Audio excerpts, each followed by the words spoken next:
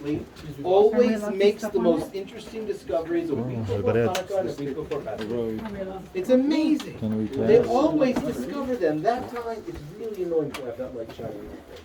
So please turn it off. No, it's not the way it works. In archaeology, you find things all the time. The people working here publicize them before the holidays, so to encourage people to be to come here as tourists. Okay, we are now on a step street leading up towards the temple. We saw a picture in the glance, and we'll look at it more later on. The step street. We found first this, and we found another side of it on the other side. And at the first few months even, they thought there were two separate streets. And they thought one was for up, one was for down, one was for holy, one was for unholy, one was for pure, one was impure, one was for men, one was for women. Until they realized that one of the things Ronnie Reich realized that the absolute altitudes of these steps was the same as the other side. Meaning we're talking about one grand, wide staircase going up to the temple. Well, it narrows as it gets closer, but right next to the pool, it was going up. And on either side, which is one of the reasons they thought there were two of them, there were storm drains. Now, they're going to be called sewers by Josephus, and what I'm going to read in a moment. They weren't sewers. The people of those times weren't silly like us to put their sewage in their water. Okay, nobody did things like that.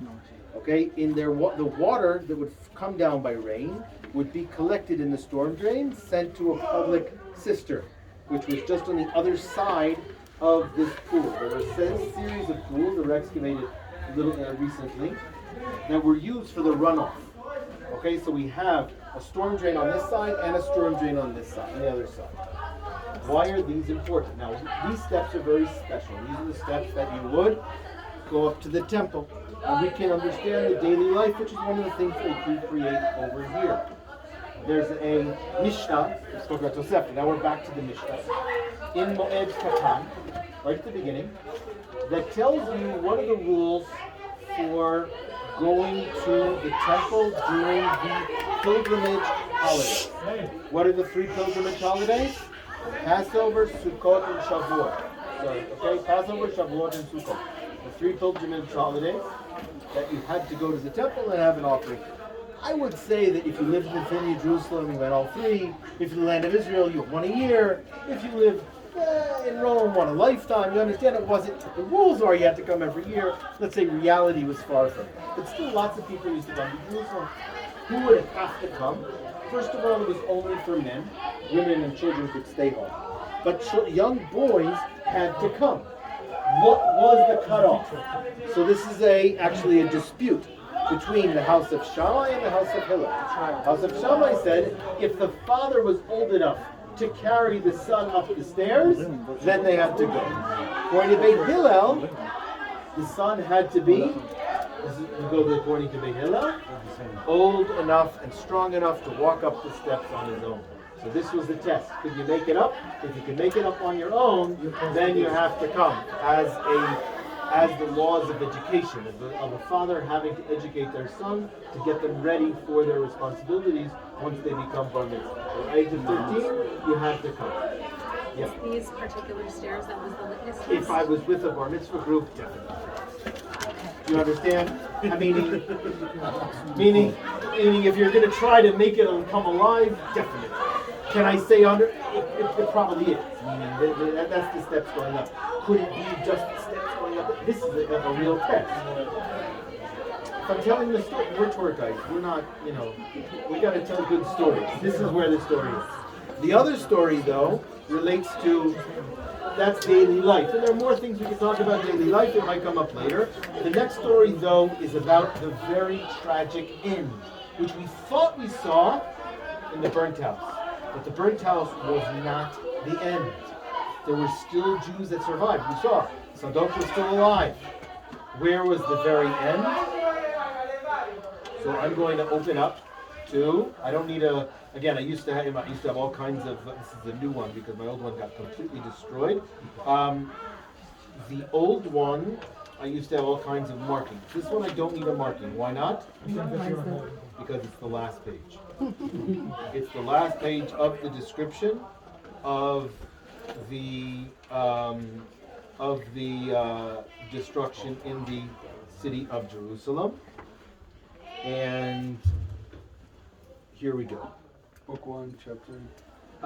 That's Josephus, Jewish war, city taken.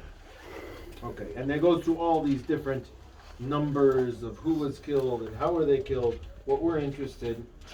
But now fate had decreed that one prison should confine the whole nation, and that a city solid with men should be held fast and wars embrace. No destruction ever wrought by God or man approached the wholesale carnage of this war. Every man who showed himself was either killed or captured by the Romans, and then those in the sewers were ferreted out, and the ground was torn up, and all that were trapped were killed. There too were found the bodies of more than 2,000, some killed by their own hand, some by others, but most by starvation. Now what I'll ask you to do, everybody on this side of the street, please go to the other side, so we can see what's on this side of the street.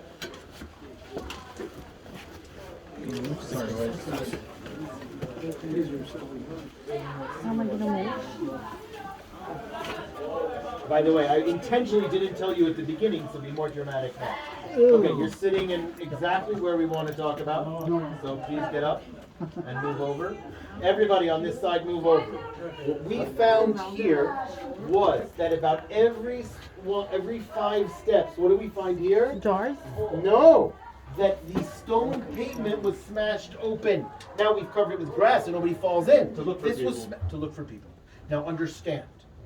Okay, you could smoke them out. This is the end of the end of the end. This is like 2 weeks after the burnt house was burnt down. A month and a half after the temple is burnt down. They could have left and nothing would happen. The Romans wanted to kill every last person. They didn't want to leave anyone to keep the fire of the revolt going. And you can see from this that this is the end. I'm assuming they started on the top and worked their way down. And so what you have here is the very last survivors of Jerusalem in the year 70. Now, let's put more things together. When I worked as excavated in Sipori, okay, we would put coins in these old film canisters. Remember the way they used to keep the film in? That's what we found 3 or 4 coins. We were really excited. When we excavated here, we would cut off Coke bottles, and they were filled with coins. Okay, why? Because people went to inside here, what you saw down over there, they found not just pots, they found full, complete cooking pots from the time of the revolt. You don't find complete cooking pots except for like tombs. You don't find them in houses. Why were they there? Because people went down into these tunnels, hiding from the Romans, with food for the next few days. And the Romans spared nothing. These Roman legionnaires smashed open the limestone, knowing the people were down hiding underneath. And you can see they didn't even do 1 and 2 of them. They did every few steps until they finally smoked everyone out, and the story is over. That happened right here. Why was it empty? So there was a storm drain. As I said, he used the word store. These were storm drains, meaning it was rain runoff water that would be swept down into there. It's similar to what we're going to find on the road on the other side. They have one on each side of the road. The one there is big enough that we're going to be able to walk through it, which we're going to walk through in a little. And so, again, why is it so special to listen to that story right here? Is because we see the whole. However, not always are you able to come up this street. There's either another group here, or it's closed off, or they have all kinds of other things. But you can tell the story in other places. And I've told this enough, but I got lucky, basically, that I could tell the story here, because I believe that it is actually talking about these things. Now, remember the story of Ami Mazar? So I brought Ami Mazar here. He was to see this for the first time, because nobody had seen this. This was excavated, by the way, by Bliss and Nicky in the year 1999, and they described some of it. But it's Reich and Shukr when they came up here in 2002, 2004, and exposed these things. And what was the first thing Ami Mazar remembered? He's a family of survivors. It's just like the story of the Warsaw Ghetto. And about how some of the Jews trying to escape from the Nazis had to go into sewers to escape and to connect that with them. And you understand that for the Jews coming back here after 2,000 years, especially this week, which is remembering the destruction of the temple, is a very, very powerful one. And it's a very impressive one to be able to stand here. As I said, you're not always going to be able to come through over here.